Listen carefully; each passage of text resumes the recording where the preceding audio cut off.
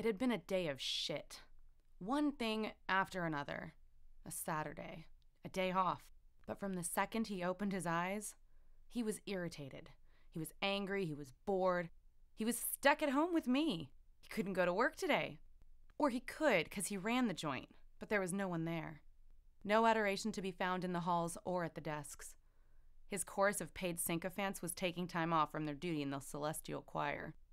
And the thing is, I did love him. Or I had.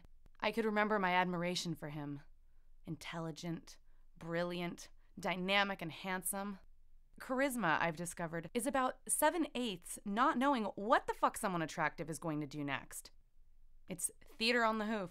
Stand around and watch it happen. I swore I'd always love him. I thought I would.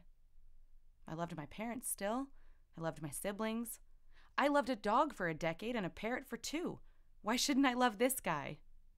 But that day, I was responsible for the neighbor's landscape gardener coming before 10. I was at fault for the lack of fresh bagels in the house. My mistake, the milk was old. No movies he wanted to see? Me. Politicians too stupid? Me. Rain. My fault he hadn't parked the car in the garage.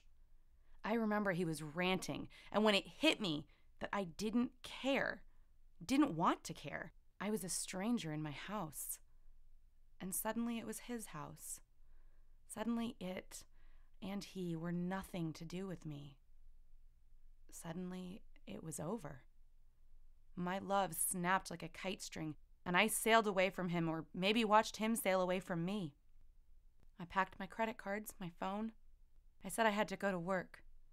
I told him that I loved him, and I said I hoped the day'd get better. It didn't. That really was my fault.